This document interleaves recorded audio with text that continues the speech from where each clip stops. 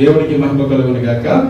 ప్రియమైన సహోదరి సహోదరులారా, మరి సొలొమోను గారి ద్వారా పరిశుద్ధాత్మ దేవుడు ఒక అద్భుతమైన విషయం రాయించాడు. అదేంటంటే, మరి విందు జరుగుతున్న ఇంటికి పోవుట కంటే ప్రలాపించుచున్నవారు, అంటే మరి దుఃఖించుతున్నవారు, ఏడ్చున్నవారు ఎవరైతే మన సహోదరులు కావచ్చు లేదా అన్యులు కావచ్చు, మరి అక్కడికి వెళ్ళడం కంటే దుఃఖపడుతున్న వారిని వెళ్ళి ఓదార్చడం ప్రాముఖ్యం అనేది బైబిల్ చెప్తుంది. ఎందుకంటే ఒకరి సంతోషంలో మనం పాలు పంచుకోకపోయినా పర్వాలేదు, కానీ ఒకరి దుఃఖంలో మాత్రం మనం ఖచ్చితంగా పాలు పంచుకుని వారిని ఓదార్చాలి. దేవునికి మహిమ కలుగును గాక. కాబట్టి ప్రియమైన సంగమా, ప్రియమైన సహోదరి సహోదరులారా, మరి తల్లి గారు నిద్రించారు, ప్రభువునందు నిద్రించారు. మనము వారిని ఓదార్చి వెళ్ళిపోతాం, వారి మీద సానుభూతి చూపించి వెళ్ళిపోతాం, కానీ కుటుంబ సభ్యులుగా వారికి ఉండే ఆ దుఃఖాన్ని బాధను ఎవరు కూడా తీర్చలేమండి. ఎందుకంటే వారితో వారికి ఉన్న అనుబంధం కావచ్చు, వారికి ఆ జ్ఞాపకాలన్నీ గుర్తొచ్చినప్పుడు ఆ దుఃఖాన్ని ఎవరు కూడా తీర్చలేరు. ఆ దుఃఖాన్ని ప్రభువే వారి హృదయంలో నుండి తీసివేయాలి, ప్రభువే ఆ దుఃఖాన్ని తొలగించాలి. దేవుని నామానికి మహిమ కలుగును గాక. కాబట్టి దుఃఖపడుతున్న వారిని దేవుని బిడ్డలుగా మనము ఓదార్చాలి.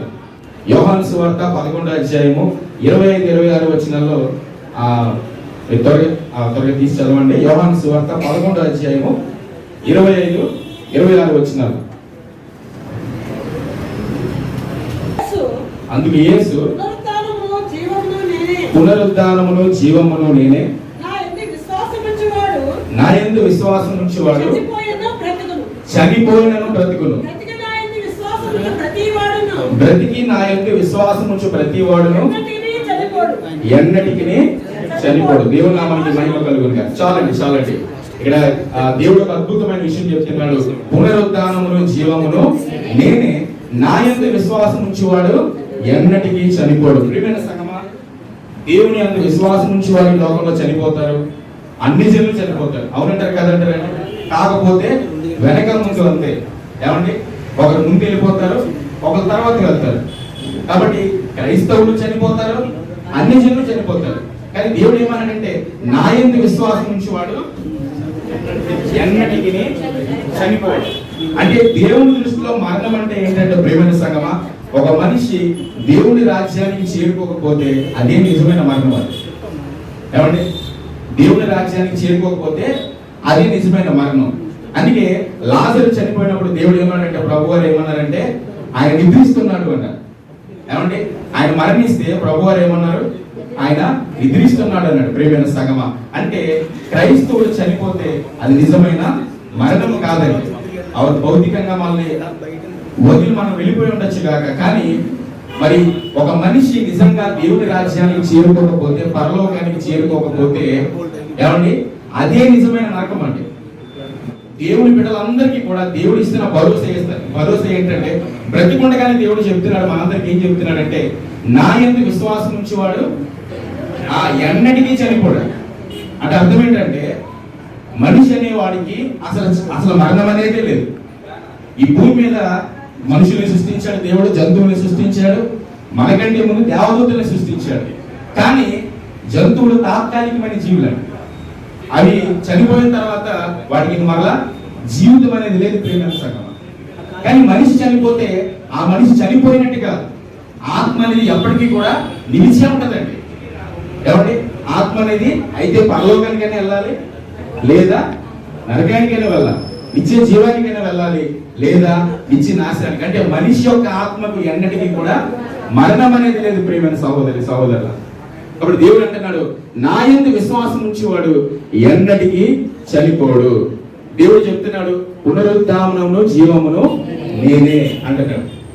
దేవుడు మనందరికీ కూడా పునరుద్ధానమును, తిరిగి మరలా ఇచ్చి జీవాన్ని మరలా దేవుడు చనిపోయిన తర్వాత ఇస్తానన్నాడు. ఎలాగా, ఇంత ఖచ్చితంగా ఎలా నమ్మాలని అంటే, దేవుడు మనకంటే ముందు ఏమంటే మరణాన్ని జయించాడు. దేవుడి నామానికి మహిమ కలుగును. ఈ భూమి మీద ఎవ్వరు కూడా, ఏమంటే దేవుళ్ళని చెప్పుకునే వాళ్ళు ఎవ్వరు కూడా చనిపోయిన తర్వాత వాళ్ళ చరిత్ర అక్కడితో ముగిసిపోయింది. ప్రేమైన సగం.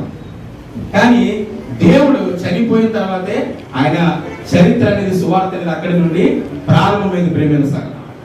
ఎవరైనా మనకి డ్రైవింగ్ నేర్పించాలంటే వాళ్ళకి ఖచ్చితంగా ఏమొచ్చి ఉండాలి?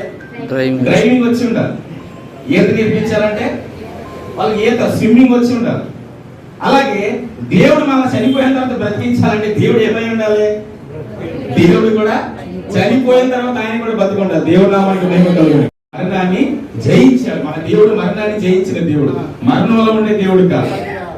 ఒకసారి ఒక ఆయన అన్నాడు, నేను ప్రపంచంలో ఒక వింత చూశానండి, అది సమాధి మీద కట్టబడిన కట్టడం అన్నాడు. ఏమన్నాడండి? ప్రపంచంలో ఒక వింత చూశాను, భారతదేశంలో ఇండియాలో ఒక వింత చూశాను, అదేంటంటే సమాధి మీద కట్టబడిన కట్టడం అన్నాడు. అంటే సమాధి మీద కట్టబడిన కట్టడం ఏంటండి? తాజ్ మహల్. ఏమండి? అప్పుడు ఇంకొక ఆయన అన్నాడంట, దేవుడు నమ్ముకుని ఆయన అన్నాడంట, నేను కూడా వింత చూశానండి, కాకపోతే అది వింత కాదు, వింతలకే వింత అన్నాడు. ఏంటో వింత అంటే ఖాళీ సమాధి అన్నాడు. దేవునికి మహిమ కలుగునుగా. ఏమన్నాడండి? ఖాళీ సమాధి. ప్రపంచంలో ఎక్కడ కూడా ఖాళీ సమాధి అనేది లేదు. చనిపోయిన వారు వారి యొక్క అస్థిపంజరంలో లేకపోతే ఏదో ఒకటి అందులో ఉంటది. కానీ యేసు ప్రభు వారి సమాధి ఖాళీ సమాధి. ఎందుకంటే ఆయన మరణాన్ని జయించి తిరిగి లేచాడు. మరణాన్ని జయించి తిరిగి లేచాడు మన దేవుడు. మరి ఎవరైతే ఆయన ఎందుకు విశ్వాసం నుంచి చనిపోతారో వారు మరణం అనేది కేవలం తాత్కాలికమైన నిద్ర మాత్రమే. ఏమంటే మరణం ద్వారా ఒక మనిషి భూలోకం నుండి పరలోకంలోనికి ట్రాన్స్ఫర్ అవుతున్నారు అంతే. ఏమంటే వారు భౌతికంగా మనకు దూరం అయ్యారు కాబట్టి మనం బాధపడుతున్నాం, కానీ దైవికంగా మనం ఆలోచిస్తే వారు ఏమయ్యారండి? ఈ లోకం నుండి ఈ ప్రయాసాలన్నింటినీ వారు మరి విడిచిపెట్టి ఈ లోక ప్రయాసాల నుండి వారు మరి ఆ దేవుని యొక్క రాజ్యానికి వారికి చేరుకున్నారు ప్రియమైన సంగమ. అలాగే చివరిగా ఇంకొక మాట చెప్పి ముగిస్తాను. యోహాను సువార్త 14వ అధ్యాయము 1 నుంచి 6 వచ్చిన చదవండి, నేను ముగించేస్తాను. 14.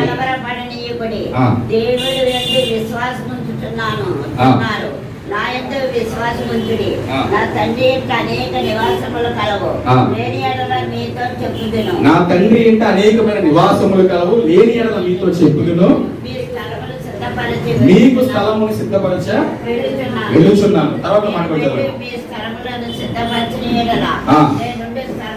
నేనుండే స్థలములో మీరు కూడా ఉండులాగున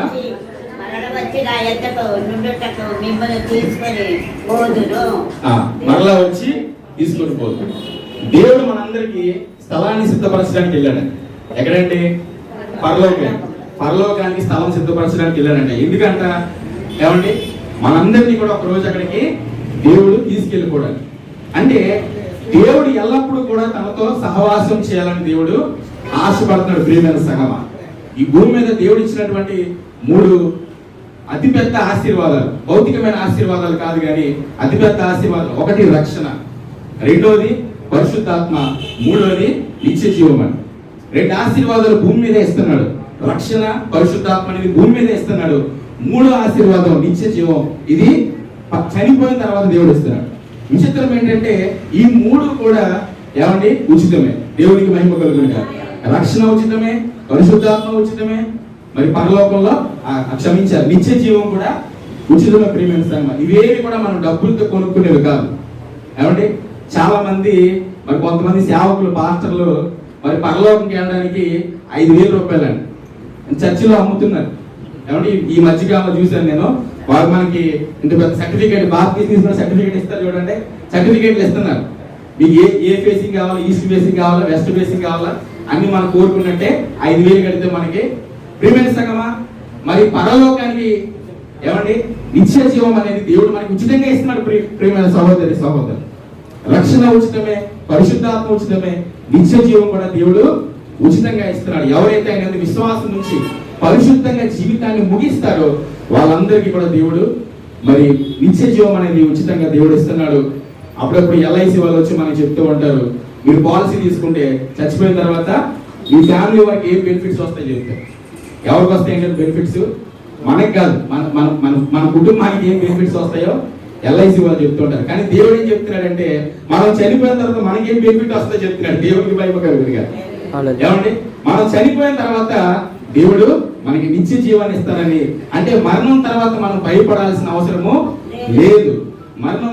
మరణం అయిపోయిన తర్వాత మనమేమవుతామో మనకి భయం లేదు, మన కుటుంబీకులు కూడా భయపడాల్సిన అవసరం లేదు. ప్రియమైన సంగమా, కాబట్టి దేవుడు మరి దేవుడు ఇచ్చినటువంటి ఆ నిత్య జీవం, ప్రభు ఇచ్చేటువంటి నిత్య జీవం ఉచితము.